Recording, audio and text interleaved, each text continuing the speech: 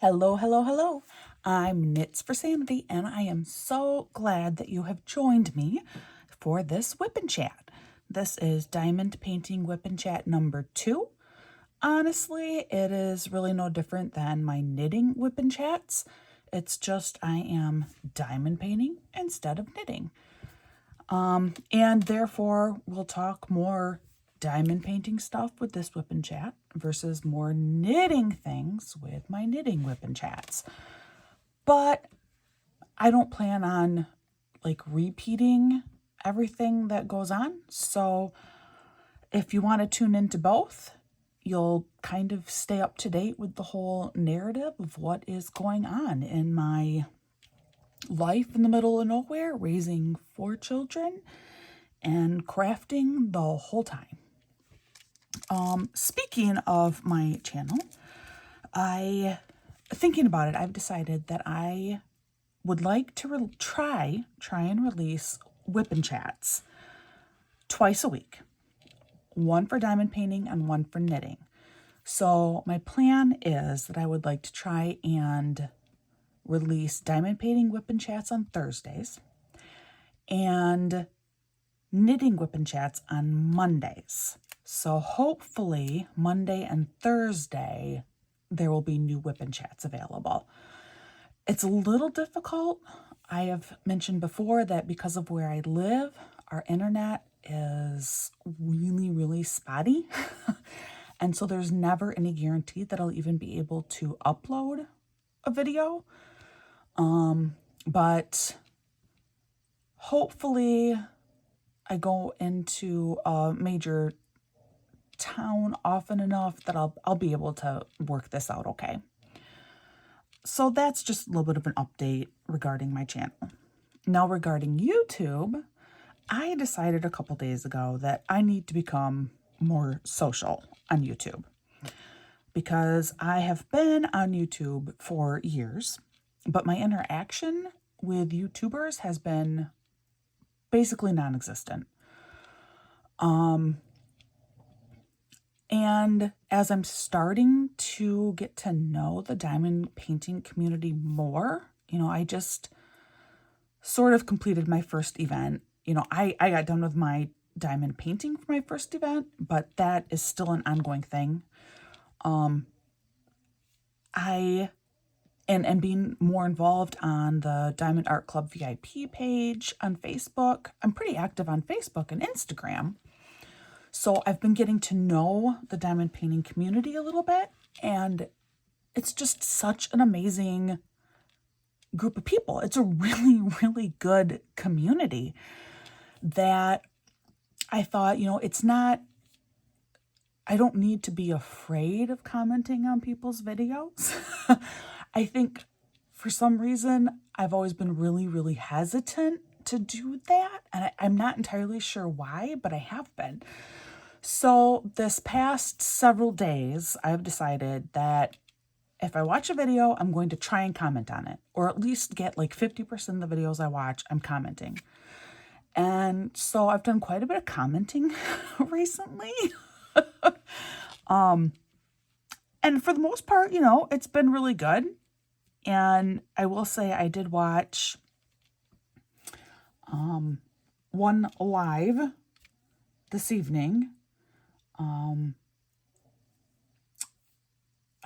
Was it Crafting Journey? Or I think it was Crafting Journey. I need to double check that because there's 2 ladies that are running the Great Escape diamond painting event that I've been a part of. And they're both fantastic, super nice, funny. But tonight I noticed when I was watching her live, instead of being able to just focus on my diamond painting, now I was engaging in the conversation, which meant I didn't get as much diamond painting done. But I don't really think that's a bad thing. I don't really get out. I don't really socialize. So I think perhaps becoming more engaged in the end is probably better for me. So that's kind of a YouTube update in general. Now, as for what I am working on tonight, It may be familiar to some of you. I did do an unboxing last week of this one. It is Last Autumn Days by Graham Gherkin. It is a Diamond Art Club painting, which, if you're familiar, do what makes you sparkle is that's like their tagline. And then underneath that, it does say Diamond Art Club, but it's just covered up by my washi tape. Also, like I said, I decided to try washi tape instead of release papers with this one. I'd considered recording using the washi tape, but then I realized that maybe I didn't want to do that with my first attempt at using washi tape because it might be really embarrassing. So I decided that I would do this first time just on my own and see how it went and if it went okay. It did. It went okay. The washi tape I'm using, I am almost positive is Scotch Craft brand washi tape that I'm certain I would have gotten like on Amazon. It's pretty good stuff. Sectioning off my painting was really easy. I mean, I'm good at math. I like having equal sections. The one thing that I did think of is for doing this top section, I thought, well, let's keep this top section a little bit larger. It just helped make things more even, because then I had 4 sections down here, and I could then make these all exactly the same size.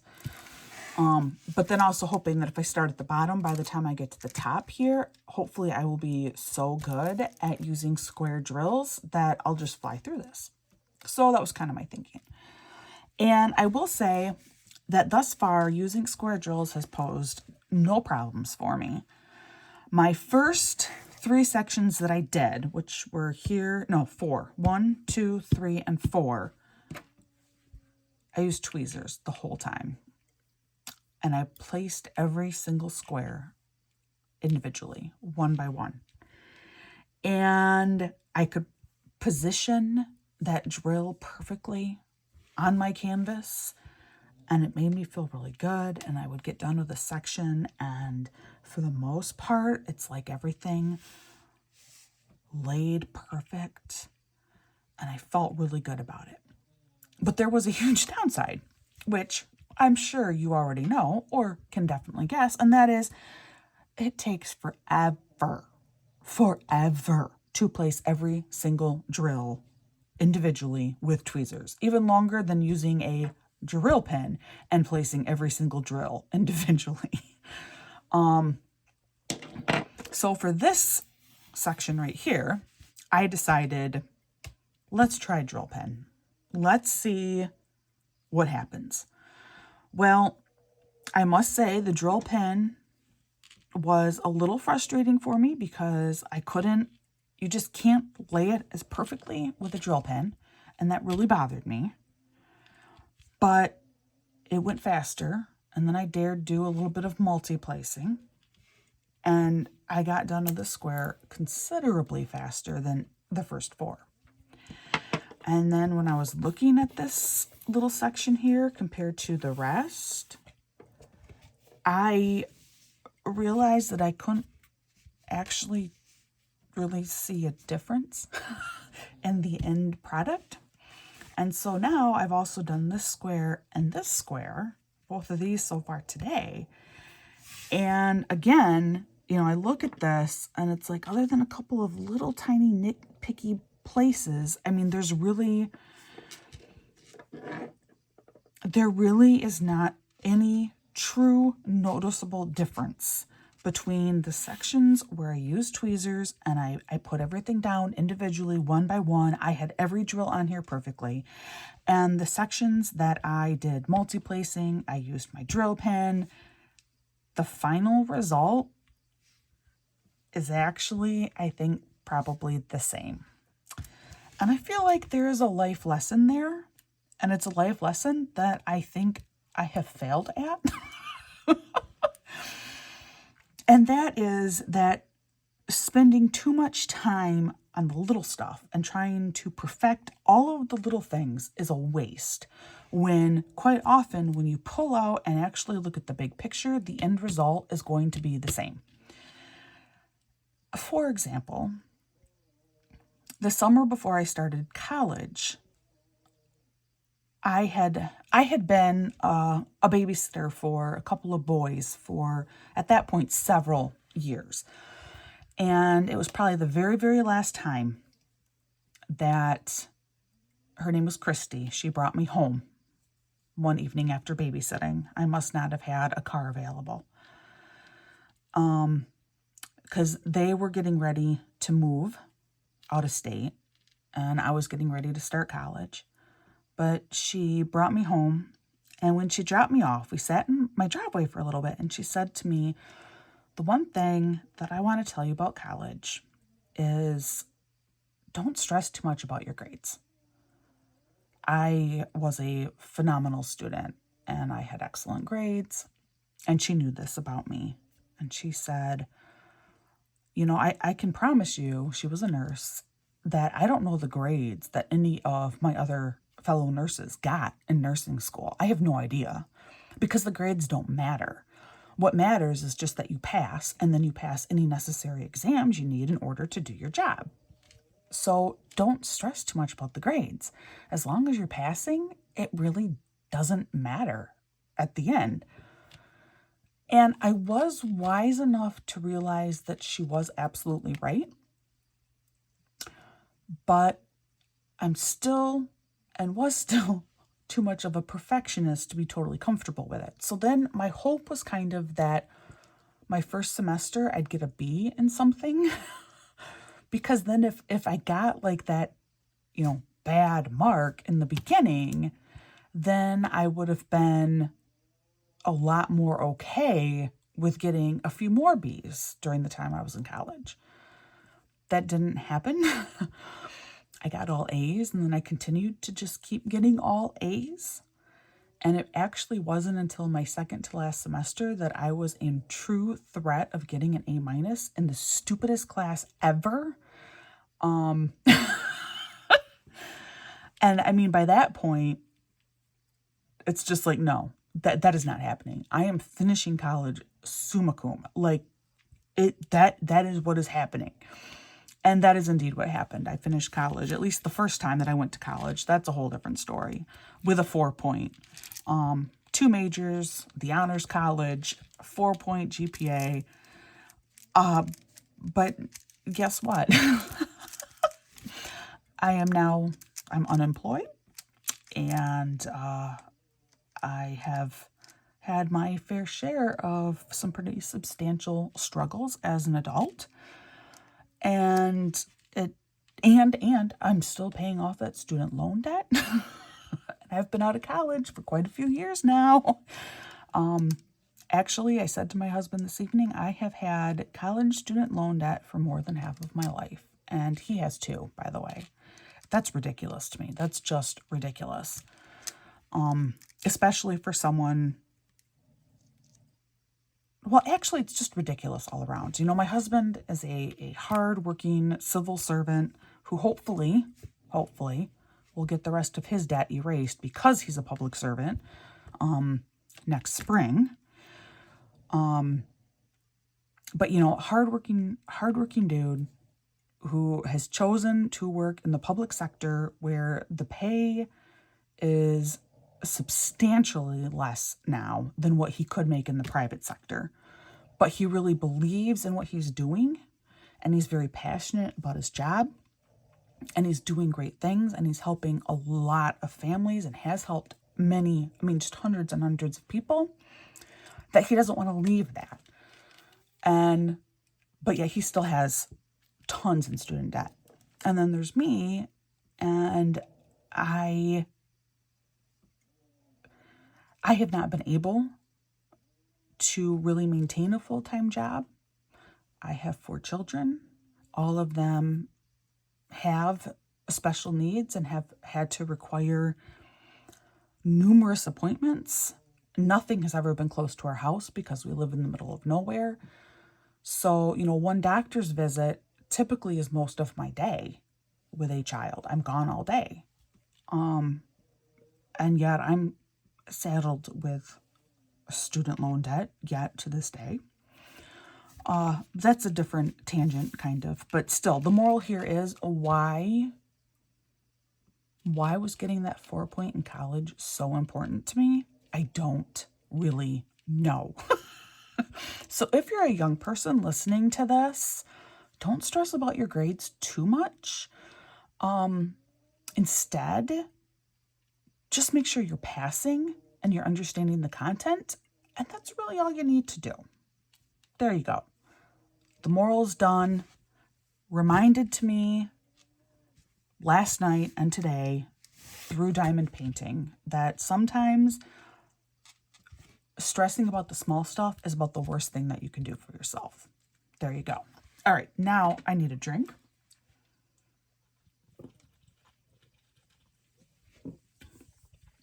Again, I am drinking a lime and watermelon aha. I really like carbonated water beverages. All right, so let's get started diamond painting. I want to move you a little bit here, make you a little bit more in line with where I need you to be when I diamond paint.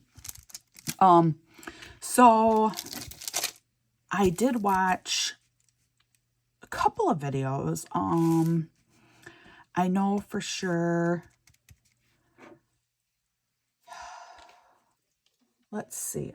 You know what? I don't want to get this wrong. I want to look up these people right now because I would feel really bad if I got these people wrong. Okay, yes. Diamonds and Washi. She has a fantastic video on using washi tape to section off your canvas. She has a very, very good one.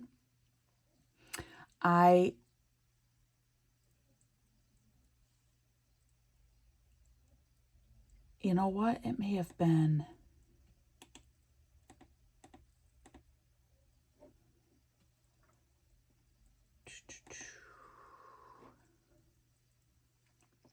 Oh, and I did have it right. It was Crafting Journey, who I did the live with this evening.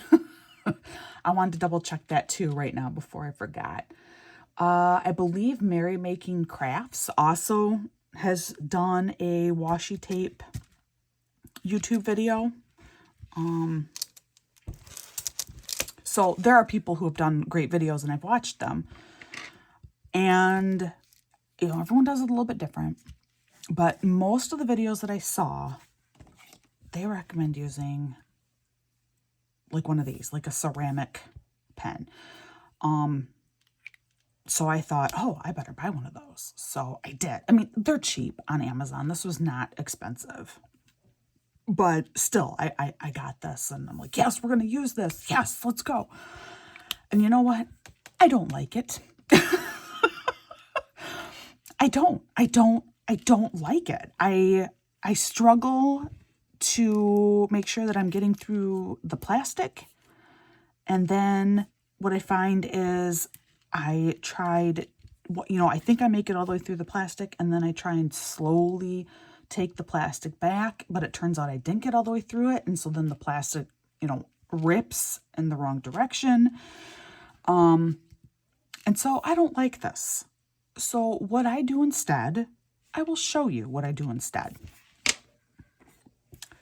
I just take a pair of scissors. And so like here, I've gotten done with the section. I take my scissors. Now I could do this another way, but I'll kind of show you that when I start this section. For here, I like to take my scissors and I kind of line it up like right here. I see I don't have nails anymore. I finally cut them all off and filed them down.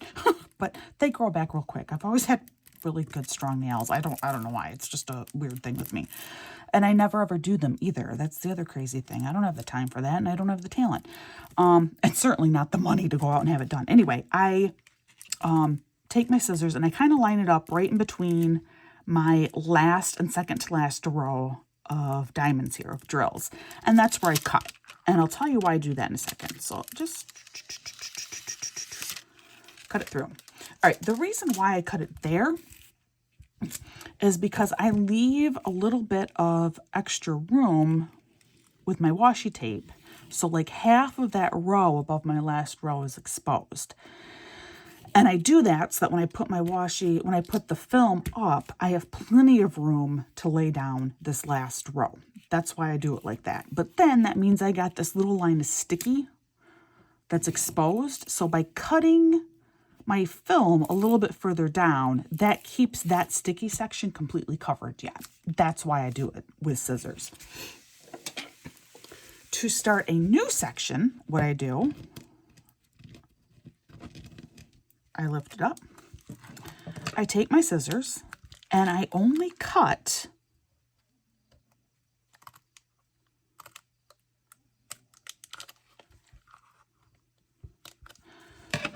through the washi tape part, and then with my finger down on this washi tape next to it, I just slowly pull back the plastic film. And I get, except for I got one here that didn't want to come up, which this is the first time, and it's probably because I was extra deliberate this time because I'm filming it.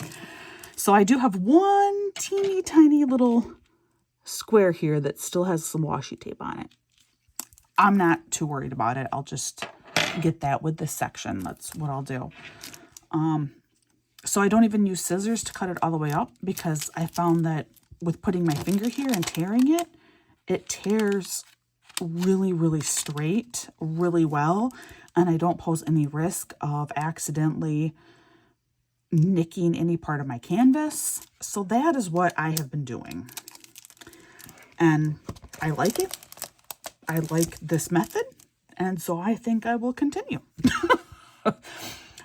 It just goes to show that even though this craft, this hobby is pretty simple in concept, everyone is still going to have different ways to do everything. And that's just how we are. Everyone is slightly different. And so this is what works for me. You can do whatever works for you, obviously. Oh, all right. This one actually has quite a few ABs in it, the number 2s, which are... Oh, I can even bring you in, I think, closer than that. Oh, yeah, see? This section has a lot of 2s in here for the ABs. So my son loves the ABs. He also has started diamond painting, mostly because Mom does, and it's absolutely adorable. I got him this little partial drill kit, and his drills are all like cheap crystals is what he has. And so he opened his drill kit, and one of the first things he says is, oh, I wonder how many ABs I have. But he opens it up, and of course his diamonds don't look anything like my diamonds. And so he's looking at it, and they all look so sparkly. And he says, oh, maybe my whole thing is ABs. I just told him, I think you're right, son, because I didn't want to explain. He's in first grade, just started first grade yesterday. I'm not going to try and explain to him the difference between my drills and his drills. He just knows, ooh, the extra sparkly drills are called ABs versus the normal sparkly drills are just normal drills or diamonds, or he calls them beads. Beads, I think, works too. So he's very excited about his own diamond painting kit. He was working on it again with me tonight. You know, I was working on mine and he was working on his. And then he did ask me if when he's done with his, if he could do a post review of his diamond painting. And I told him that maybe we could work something out for that. And that made him quite happy. So stay tuned. Who knows? You may get a post review of a diamond painting by a first grader. If you follow me on Instagram, you can actually see a picture of him diamond painting this evening. he melts my heart. He's so cute. He's my only son. He's my baby boy. He is quite a bit younger than his sisters. My girls are 8th, 7th, 6th grades, and then he's this little first grader, and he melts my heart. He's just a sweetie pie. I adore all of my children. I have to be very, very careful because my kids, God bless them, they are wonderful children. They often do watch my videos, which I really, really appreciate.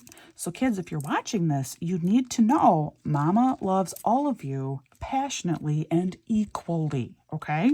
You all just have different strengths and different things that I love and appreciate about each of you, and that's what makes you unique and different and special. All right, I've spent a lot of time talking and no time diamond painting. So let's whip something out here and let's get started. Again, I like to start in like this corner because I am right-handed. So if I can start and try and get most of this stuff done first, that is less likely that I will be messing up the sticky canvas here. So in this case, because there's not a lot, I'm going to do this blue with the triangle in the upper right corner, which again, my system is using a notebook. We looked that up, and that's 33.25. That's where I will begin. 33.25. Here we go. 33.25. Oh, so what has my week been like since last week? Crazy and stressful. Super stressful. So my last whip and chat would have been Sunday night for my knitting. And I got to tell you, that already feels like it must have been 2 weeks ago, I'd say, even though it wasn't. Because Sunday, the kids actually had not started school yet. So we were technically still on summer break. Monday, I took my oldest two to a Goodwill to try and find some clothes. Again, we don't have a lot of money in this household. And fortunately, they have grown up wearing secondhand clothing. And they have no issue with buying secondhand clothing. So I feel very fortunate there. I was not like that as a kid. I'm still not like that as an adult. Now, part of that is definitely, it's a sensory thing for me. Secondhand clothing, especially, when you first get it, to me, it smells funny. It feels funny. It fits like it was made for somebody else. But generally, these are things that after time actually go away. You wash it a couple of times, you start wearing it, and it really does become your own garment. Again, I think because my kids have always had secondhand clothes, it hasn't been an issue for them. So I took the oldest two. They found a number of items, and I found some stuff for my husband, who is ridiculously difficult to shop for because he's tall. He's maybe getting slightly easier. He's tall and thin, although he has put on a little weight the last couple of years. I mean, he feels like he has just ballooned to enormous proportions, but he has not. He is still overall tall and thin. And so he requires tall-sized clothing. And there is a Goodwill about 35 miles from our house that somebody who donates stuff to this Goodwill has a tall person in their house. There must be somebody living in this spot. Oh, wait, wrong color. Who must have a pretty similar build to my husband. And lo and behold, I did find for him 3 shirts, I think, the other day. And that's a pretty good haul. So that felt good. The girls, it's hard. It's just, it can be hard being a mom. And one thing, that I have vowed to do is when it comes to the stuff that truly is not important, like fashion sense or a lack thereof, or to keep my mouth shut. If my kids are happy, then I'm happy. And my kids were very happy with their finds Monday. And so I'm very happy with their finds from Monday.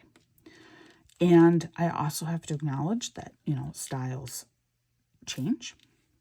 And what I may see as something that my grandmother wore in the 90s, and probably is a garment worn by a grandmother from the 90s, is probably actually pretty cool now. So, I keep my mouth shut. I let my kids wear what they want to wear, as long as it's not, like super inappropriate or something like that. I really don't care. I want them to feel happy and confident in their bodies and what they're wearing and who they are. So kudos to them, I'm not going to say anything. And I didn't at all. There were a couple items that I did have to bite my tongue. And girls, if you do happen to hear this, I am very, very proud of you for finding the clothes that you like and wearing the clothes that you like. And that is the honest to goodness truth. I just want you happy and confident. That's it. So then let's see. Daughter number 3 really didn't need any clothes, but by the time I'd found a few items for my husband, and then I found a package of socks and a t-shirt for younger brother, I thought, I can't come home with nothing for daughter number 3. So I went and I looked at the books, and I found her a couple of books. I don't know if she's going to read them or not. She didn't seem particularly excited when I came home with them, but she'll probably read them. All my kids are pretty big readers. Numbers 2 and 3 the most. Number 2, I joke, but I think it will probably be true, actually. We will need to pry a book out of her cold, dead hands one day. She almost certainly will die with a book in hand. That she loves reading. I was a big reader too, and I still am. A lot of my reading, though, now is audiobook. But not all of it. Actually, then I found 2 books for myself, too, at Goodwill. So I also got 2 books. So the whole family got something, including the dog. I found a new collar for Elfie, which collars can be kind of expensive, guys. And this one, it was like $3 or $3.50. And it's, I think, the same. Oh, that it was right. Oops. It's the same brand as the one that he was wearing up until Monday afternoon. So that was a good find. So even the dog got something. Just the cats were left out, but I don't think they really care. So that was Monday. Monday also, let's see, my son started flag football. So he had flag football practice that night. My oldest 2 had their open house for school. So I took them to that. And then my youngest daughter went with my husband to her brother's football practice, flag football practice. She herself played football through last year. Decided this year she really didn't want to do it anymore, and that's okay. I mean, she was not phenomenal at the sport, and last year was really rough. She was the only girl on the team, and starting in 3rd grade, it's tackle football, so she's been doing tackle football. And last year, though, she was the only girl on the team. They started out with 3 girls, and they all left except her. She got a lot of flack from teammates for being a girl. And it was a rough year for her. I would have loved to have seen her complete one more year. We had talked about it, and this would have been her last year. This is the last year that you can be part of the youth program. It's called Rocket Football here. I don't know that it's called Rocket Football everywhere, but it is here. That's what it's called. And 6th grade is the last year that you can be a part of that. And so this probably would have been her final year. She's also very, very young for her class. She's still only 10 years old and will be until the middle of November. And in Michigan, by the time she started school, that you had to be 5 by September 1st. So I had to sign a waiver for her to start early. When my oldest started kindergarten, well, initially she started when she was 4. She has a mid-October birthday, and it wasn't an issue. It just was by December 1st, which is how it always was when I was growing up too. As long as you hit 5 years by December 1st, you could start kindergarten. But by the time my youngest daughter reached that point, it was September 1st. But she was ready for kindergarten. She had been in special ed preschool because of some developmental delays, and doing a 3rd year of the exact same preschool program did not seem like a good idea. She's also very social. She really needed that kind of social outlet. And originally, she was going to qualify for 2 preschool programs, so she could have done one in the morning and one in the afternoon that year that she was turning 5, and that would have been okay. But then she ended up not qualifying because she graduated out of the early childhood special education preschool program. So then when that happened, that meant she would have only had preschool 3 or 4 mornings a week or afternoons and nothing else. And this kid just needed more than that. And we didn't have like a readiness kindergarten program or developmental kindergarten program at that time. I think we did the very next year, but then it was too late. So we enrolled her early, and I assumed she'd do kindergarten for 2 years then, is kind of what my thought was and what I was planning on. But already by the first parent-teacher conferences, when I mentioned that to her teacher, and this is middle of October, her teacher said to me, "Oh, no, she won't be doing kindergarten twice. You can't do that to her. She'd be so bored next year." It's like, oh, okay. And then every year after that, through about, for sure, 2nd grade, I would always ask her teachers at every parent-teacher conference, is she doing okay in class? I know academically she's really strong, but, socially, emotional. If you have any concerns at all and think that retaining her would be a good idea, we need to do it now. We can't wait if you have absolutely any concerns. And they kept saying, no, she's great. And so, okay, then all right. Versus my oldest, also, smart kid, super kind-hearted kid. But she's had her fair share of struggles. And I actually had to pull her out of kindergarten in February.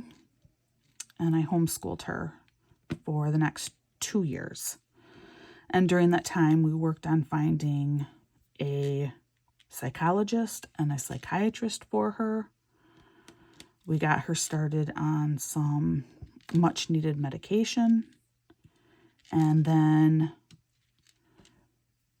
a semester after her brother was born, I decided, okay, it's time to put her back into school. I had wanted to do it right away that fall. But then when her brother was born, he came 2 months early and he spent a month in the NICU. And he came home the Friday before school started. So daughter number 2, poor girl, we get home and she's going to kindergarten, just a few days later. But I just knew that was not going to be a good time to start my oldest back at school. That would have been highly problematic for her. So I waited a semester and then I put her back in. But I put her in first grade instead of second grade, knowing that for her, socially and emotionally, she would be much stronger and do much better if she were one of the older kids in her class versus one of the absolute youngest. And I stand by that today. She has done so well in school. She continues to impress me with her ability to adapt to situations that in the past would have resulted in a complete breakdown from her. She's a neat kid, and I'm just really proud of her. Then my son, he actually just turned 7, but he just started first grade yesterday. In part, I was really thinking, boys especially, I know, being part of education, I know it's always better to wait. It's always, always, always better to wait to put your kid into school. But especially if it's a boy. So I really kind of knew that I was probably going to wait a year, because now we do have a readiness kindergarten or developmental kindergarten. So have him do that for 1 year. But a part of me was still thinking, but is that what we really should do? Even though I know better. Well, then COVID happened. And the earliest that he could have started kindergarten would have been that summer, fall of 2020. And everything was just in total disarray. And I just thought, oh, well, this totally answers that question. No, he is definitely not starting kindergarten this year. So he went last year, and I think it was a really good decision. I know it was. And his kindergarten teacher agreed. I mean, academically also, again, very, very, very strong. But the social emotional is a little more difficult for him as well. And so having that extra year as a cushion, I think is really good and will only continue to benefit him. So if you have littles and they have summer birthdays, I very strongly encourage waiting to start kindergarten. And I know it can be really, really hard because I've been there, and a part of you just really, really, really wants that kid in school, because especially your oldest, because it makes life just a tad bit easier for you as a parent. And I know that, or it saves that much more on childcare. I get it. I get it. But if at all possible, I very strongly encourage keeping them home or in daycare with most daycares have some kind of a academic program with them too by the time you reach the preschool years for 1 more year. If you can swing it. Also, while knowing and acknowledging that there are always exceptions, like my daughter number 3. But, even there, she started middle school yesterday. And I think parts of it are kind of overwhelming for her. She's come home really, really tired. And, I do think part of that is because she is still only 10. But she's doing fine, actually. She's actually very, very, very smart. And her teacher had a conversation with me this past spring, and they wanted to possibly bump her up 2 grades. And I said that was not an option for several reasons that was just not an option. First, obviously, she already is very young for her class. Second, she has a great group of friends in her class right now, and I don't want to do anything that may ruin that, especially as we are entering these preteen years now. Third, she has sisters in both of the grades ahead of her. Just no. And they're also, they're very, very smart too. And they struggle with feeling like they aren't very smart because their baby sister is so freakishly intelligent, particularly with math. So we're just going to try and be creative with her in her schooling is the game plan. So this year, she's actually taking algebra with my oldest, which in our area and in most public schools around the country, actually, algebra is typically a 9th grade subject. And my oldest is only in 8th grade, so she's already in advanced math. And now her 10-year-old sister is in the class with her. And I think my 10-year-old, there will be, I think, a little bit of a learning curve for her. But I really, really think she will do phenomenal. She is so stinking smart at math. Guys, I went over some pre-algebra concepts with all of the girls this summer. Review for my oldest. A preview for daughter number 2 because she's in advanced 7th grade math. So she's doing pre-algebra this year. And then my own, just checking, is daughter number 3 really, truly ready for algebra? Well, yes, daughter number 3, definitely ready for algebra. And there were so many times where she was completing problems before I was. Or she was getting the right answer. And I would get the wrong answer initially. So, yeah, she's quite something. So the first day was yesterday. The kids all had varying days. My oldest and youngest both reported good days. In fact, I was so pleased that my oldest was able to come home and say I had a good day.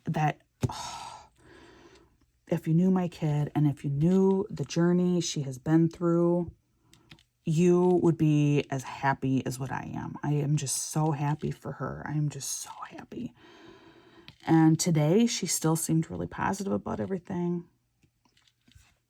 Daughter number 3, the 10-year-old, like I said, she's tired. I think she's feeling slightly overwhelmed.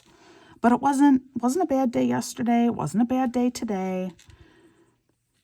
She's doing all right. Just tired, and it's different. Very different for her. Daughter number 3, however, she came home. And it was pretty obvious she did not have the best day. She did not have a very good day yesterday. But today she came home in a much better mood. So today went better. So good. Hopefully, in general, things are just better from here on out for her.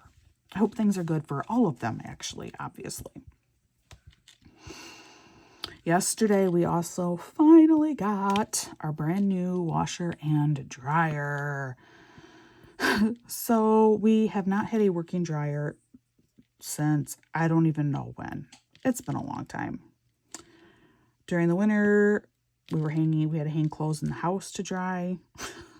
Since the weather got nicer, we've been hanging clothes outside to dry, which, I don't mind doing, except because of where we live, which is in the woods. When you hang clothes outside to dry, they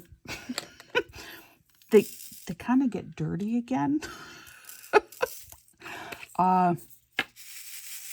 Between bugs that attach to your shirt and then somehow die on your clothing, pollen that gets on your clothing, leaves and other debris that blow onto your clothing. they go outside and then get dirty while they dry. So that was kind of not cool. And our washing machine has been really on the fritz. I don't think it's been doing a great job cleaning either. But we finally were able to get a new washer and dryer, and that came yesterday. And so now, for the first time in a considerable amount of time, I finally feel like we actually have the capability to wear clean clothes. Like, truly clean clothes. Oh. So, that was pretty exciting. But for our poor dog, it was rough yesterday. First, everyone was up super duper early in the morning. Then, most of us humans left. All of the kids went away. Then, Dad starts rearranging practically the whole house. You know, suddenly the kitchen table is in the living room, and yeah, he was so stressed out yesterday. So stressed out. And then, of course, the delivery guys came with our washer and dryer to install our washer and dryer. And that was stressful for him. So he was much better today. Still not happy about the kids being gone. He's bored. He gets bored during the day, and I feel bad for him. But we can only do so much.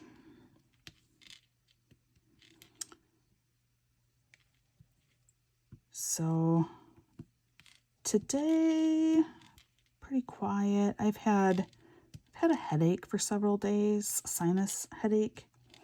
Last night, I actually was planning to film this whip and chat. Give myself an extra day to hopefully try and get it uploaded. But I was so tired. I've been so stressed out with school starting and communicating with teachers and stuff. And then with this headache that I've had for several days, I just couldn't do it. I had to go to bed. So I went to bed kind of early last night instead of doing the whip and chat. And that was good. I actually slept really well last night. For the most part, I feel better today, except I still have a headache. And last week when I had to go to the pharmacy to pick up a couple of prescriptions, I had asked about getting some Sudafed. But I couldn't because their meth check program was down. So thanks to, probably in our area, it probably is 2 to 5% of the population who buy Sudafed to make meth. But, thanks to that group of people, I could not get Sudafed. And so that's probably why I've had this ongoing headache, sinus headache, because I can't take anything to relieve any of that sinus pressure. So tomorrow when I get groceries, I am hoping that meth check system will be fixed and I can get some Sudafed. We'll see.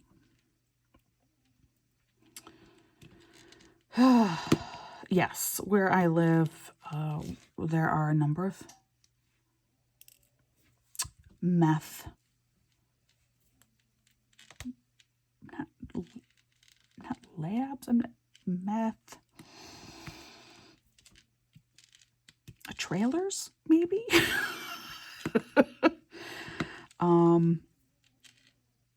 My husband used to work in a field office, Health and Human Services field office. Quick side note, but I am using my drill pen for these ABs, and so far it's going okay. So that's actually kind of cool. The singles are hard, but someone commented on one of my videos that plastic tips work better than the metal ones. And I had to agree with her. She is right. I have noticed that. But in general, the tweezers are just better all around. And if I were not recording right now, I would be using my tweezers. Sorry about the added noise. That is our AC that just kicked on. Hopefully it's not too distracting. If it is, for future videos, I will just make sure that I completely turn it off before I do any filming. So if you hear it and you're like, oh my gosh, this is just terrible, rest assured, I will catch it and I will make sure to just turn off the AC or the heater, because we're going to quickly get to that time before I start filming. But anyway, so my husband used to work in a field office, Health and Human Services field office, and it would not be uncommon that it would be some of his clients who would make the newspaper for having a meth lab explosion in their house. You know, he'd get to the office, like one morning he got to the office and there was just a newspaper sitting on his desk with a note attached. Yep, they're yours. So,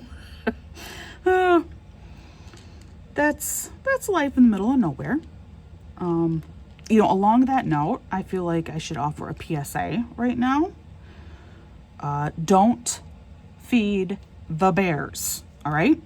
Don't feed the bears. Right now, we have a neighborhood black bear.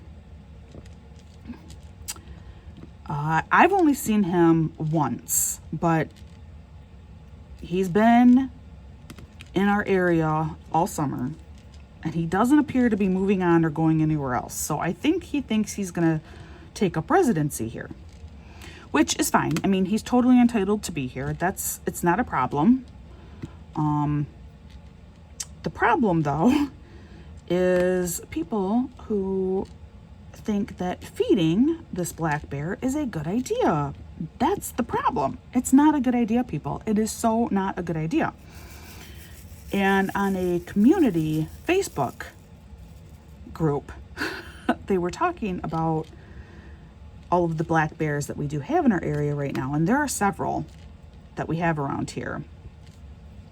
And one woman came on and people were commenting too about, they had some trail cam pictures of different black bears. But one of them in particular, the one that actually is in our area, people were commenting about how he looked so thin and malnourished and, you know, kind of, I don't always think kind of joking about leaving food out for him. Someone who is a little bit of a expert, I guess, on bears commented about, no, he looks just fine. He's just young, just like humans. It's going to take him a little bit of time to fill out. He's totally okay. Leave him alone.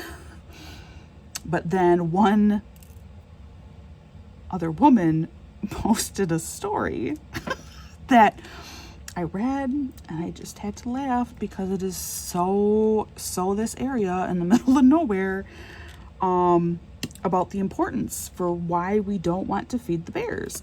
And that was, I guess, about 20 years ago, which we've lived in the middle of nowhere here for over 14 years now. So a few years before we showed up, there was a woman who made friends with a black bear and was feeding him Twinkies. Well, yeah, what happens is then this bear started to associate humans with food. So one day, a guy who, this is the part that I love. I mean, it's horrible. It's horrible, but yet it's so funny. One day, a man was delivering a cake to his neighbor on horseback. And of course, the bear smelled the cake and ended up attacking this man and the horse. The man did live, but he was mauled pretty badly. You know, I think once the bear got his cake, he was probably done and he went away. But I read that story and I thought, was this like the year 2000 or the year 1800? Because delivering a cake on horseback. Got it. Which, again, that's just where we live. We got someone who lives near us and she rides her cow. Yes, like you would ride a horse. She puts a saddle on her cow and she rides her cow. And I'm not making it up. I've seen her many, many, many times over the years. Finally, this past spring, I got a picture. The cow's name is Phil, by the way. It's Phil, the cow. We've had random cows roaming through our property. You know, they escaped from somewhere. I have almost hit cows driving down the road. Oh, speaking of hitting things, last week, we have some Amish settlements by us. And last week, I very, very nearly hit a buggy. And in this case, it really, truly would not have been my fault. What happened is I was driving behind this buggy, and there was clearly no oncoming traffic, and so I went to pass the buggy. And the buggy, as I started to go out to pass, the buggy started to turn left. Well, whoever was driving the buggy never gave any hand signals. And there's different levels of strictness within the Amish community. And a lot of the Amish around by us, like they won't even use like a battery operated blinker on their buggies. So you have to use hand signals. And this person did not. And it very nearly would have been a very bad situation. It scared the life out of me. It was bad.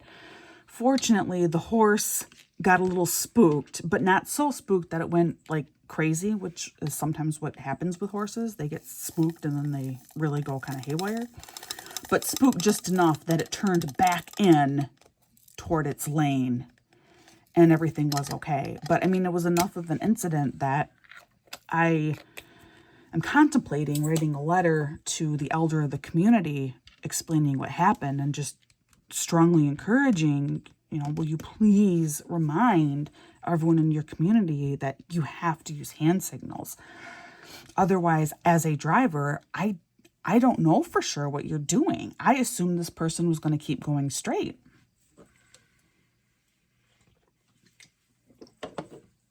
So that's something that I maybe should do. Or we go to a lot of their farm stands, and we know a couple of the farmers quite well. At least my husband does. And maybe I could mention something when we visit a farm stand. If we happen to see the man of the household, just mention it to him about this is a real concern.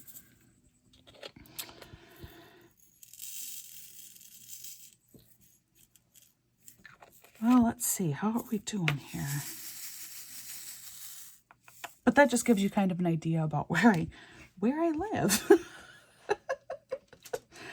Oh, and actually, looking at the time here, I probably should be about done. I've really talked your ear off tonight. Good grief. So, yeah, you know, if you have middle of the nowhere stories that you would like to share with me, I'd love to hear them. And if you enjoy hearing these middle of the nowhere stories, let me know, because believe me, I got plenty. I grew up really in the suburbs, and then my husband and I, our first several years that we were married, we lived in the second largest city in Michigan. Grand Rapids, which actually, it's like about the 100th largest city in the country. So it's really not all that big. Like it's not large city like you think of large city. But still, I mean, it was a city. We lived pretty much downtown. We lived in a historic district that Grand Rapids is built along a river basin. And we lived on the hill that rises up from the river. And now it's a National Historic Area. And we lived there. So moving here was quite the journey. And quite the adjustment. So yes, I can share all kinds of stories about what it's like moving from urban life to total rural life. So if you're interested in that, let me know. Otherwise, what's up with you guys? You know, what are you doing? What are you working on right now? You know, what craft is keeping you busy these days? What are you enjoying in life? Do you have kids that have just gone back to school or are about to go back to school? I'd love to know. I'd love to get an idea of what other people are doing. So please do comment. And of course, like I said in my last video, I'm trying to be a real YouTuber, which means that I now have to tell you to like and subscribe. So if you do enjoy my ramblings a little bit, please like this video. And if you think that you want to be put through more of my ramblings, subscribe to my channel. I would really appreciate it. Otherwise, the next time you see me, I probably will be doing an unboxing. So stay tuned for that one. Until then, take care, be kind, and have a great day.